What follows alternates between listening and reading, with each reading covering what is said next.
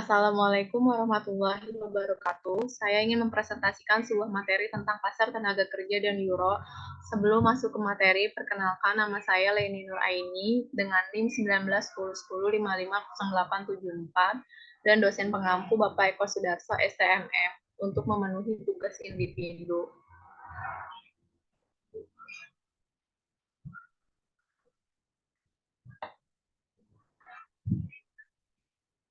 Menjelaskan tenaga kerja dan euro. Ketika Inggris sedang mempertimbangkan apakah akan mengadopsi euro atau tidak, maka Menteri Keuangan Britania Raya Gordon Brown ditetapkan 5 kriteria untuk masuk UK. Yang paling penting yang terkait dengan pasar tenaga kerja dan mereka khususnya tentang fleksibilitas pasar tenaga kerja. Ketika Swedia yang tidak seperti Inggris belum memilih keluar dari bergabung dengan euro, merenungkan entry itu mendirikan komisi dipimpin oleh seorang ekonom tenaga kerja untuk melaporkan kelayakan entry.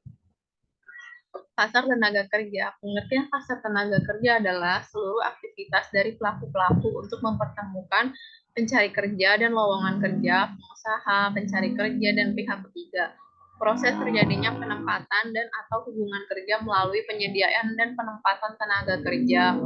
Fungsi pasar tenaga kerja yang pertama sebagai sarana penyaluran tenaga kerja, yang kedua sebagai sarana untuk mendapatkan informasi tentang ketenaga kerjaan, yang ketiga sebagai sarana untuk mempertemukan pencari kerja dan orang atau lembaga yang membutuhkan tenaga kerja.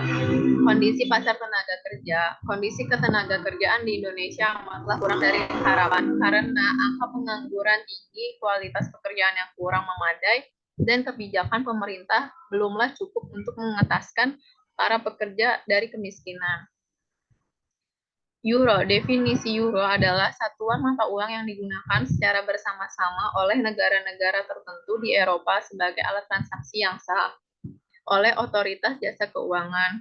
Euro adalah mata uang yang dipakai di 19 negara anggota Uni Eropa. Secara giral, mata uang ini mulai dipakai sejak tanggal 1 Januari 1999. Tetapi secara fisik baru dipakai pada tanggal 1 Januari 2022. Euro adalah mata uang resmi dari 27 negara anggota Uni Eropa. Kelompok negara ini dikenal sebagai zona euro atau area euro. Dan terdapat sekitar 343 juta warga pada 2019.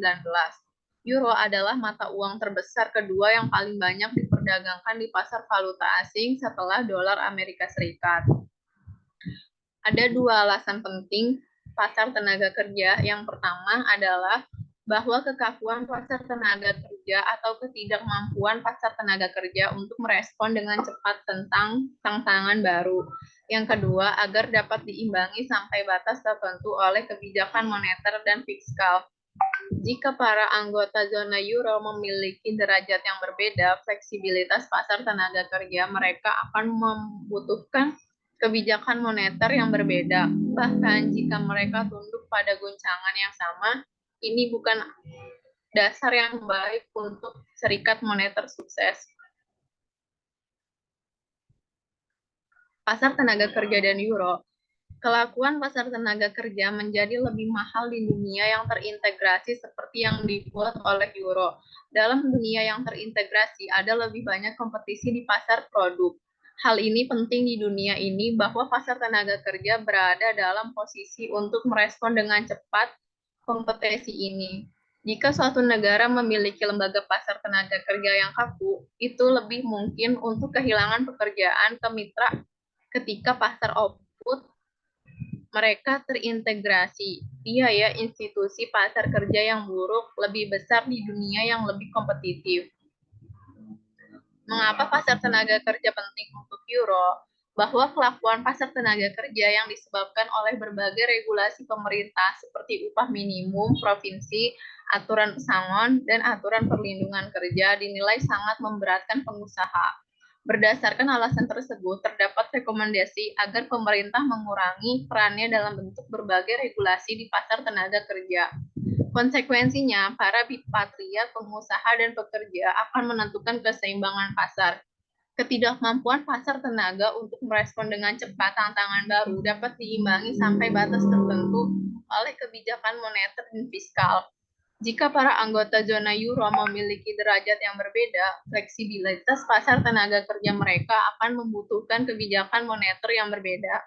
Bahkan jika mereka tunduk pada guncangan yang sama, ini bukan dasar yang baik untuk serikat moneter sukses. Pasar tenaga kerja dan euro. Ketika Inggris sedang mempertimbangkan apakah akan mengadopsi euro atau tidak, maka Menteri Keuangan Britania Raya Gordon Brown ditetapkan 5 kriteria untuk masuk UK. Yang paling penting yang terkait dengan pasar tenaga kerja dan mereka khususnya tentang fleksibilitas pasar tenaga kerja. Ketika Swedia tidak seperti Inggris belum memilih keluar dan bergabung dengan euro, merenungkan entry itu mendirikan komisi dipimpin oleh seorang ekonom tenaga kerja untuk melaporkan kelayakan entry. Laporan ini banyak berat badan untuk peran pasar tenaga kerja di zona euro dan Swedia. Pergolongan pasar tenaga kerja. Berdasarkan sifatnya, ada pasar tenaga kerja internal yang diperoleh dari dalam perusahaan itu sendiri. Pemenuhan kebutuhan karyawan diambil dari dalam perusahaan melalui promosi maupun demosi karyawan. Pasar kerja eksternal. Pasar kerja eksternal adalah pasar tenaga kerja yang diperoleh dari luar perusahaan. Pemenuhan kebutuhan karyawan diperoleh dari pihak luar. Pergolongan pasar tenaga kerja berdasarkan pendidikannya. Pasar tenaga kerja terdidik, pasar yang menawarkan pekerjaan yang membutuhkan karyawan yang berpendidikan dan memiliki keterampilan yang memadai. Pasar tenaga kerja tidak terdidik, pasar tenaga kerja yang menawarkan pekerjaan yang tidak mementingkan pendidikan maupun keterampilan khusus tertentu. Pergolongan pasar tenaga kerja berdasarkan prioritasnya. Pasar kerja utama yang menawarkan jabatan atau posisi dengan tingkat upah atau gaji yang tinggi, pekerja baik, dan dengan kondisi yang stabil. Pasar kerja sekunder yang menawarkan jabatan atau posisi dengan tingkat upah atau gaji yang rendah, posisi yang kurang stabil dan kurang memberi kesempatan untuk mengembangkan karir karyawannya. Pergolongan kesimpulan. Pasar tenaga kerja adalah seluruh aktivitas dari pelaku-pelaku untuk mempertemukan pencari kerja dengan lowongan kerja atau proses terjadinya penempatan dan atau hubungan kerja melalui penyediaan dan penempatan tenaga kerja. Pelaku-pelaku yang dimaksud di sini adalah pengusaha, pencari kerja, dan pihak ketiga yang membantu pengusaha dan pencari kerja untuk dapat saling berhubungan.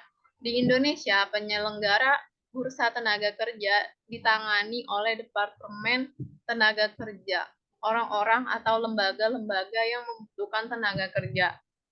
Departemen melapor ke departemen dengan menyampaikan jumlah dan kualifikasi tenaga kerja yang dibutuhkan beserta persyaratannya. Kemudian Demnaker akan mengumumkan kepada masyarakat umumnya tentang adanya permintaan tenaga kerja tersebut. Kelakuan pasar tenaga kerja menjadi lebih mahal di dunia yang terintegrasi seperti yang dibuat oleh Europe. Dalam dunia yang terintegrasi ada lebih banyak kompetisi di pasar produk. Hal ini penting di dunia ini bahwa pasar tenaga kerja berada dalam posisi untuk merespon dengan cepat kompetisi ini. Jadi, pasar tenaga kerja sangat penting untuk euro. Hal ini dikarenakan adopsi euro menetapkan kurs antara mitra dagang utama dan membatasi kebijakan moneter dan fiskal. Sekian dan terima kasih. Kurang lebihnya mohon maaf. Wassalamualaikum warahmatullahi wabarakatuh.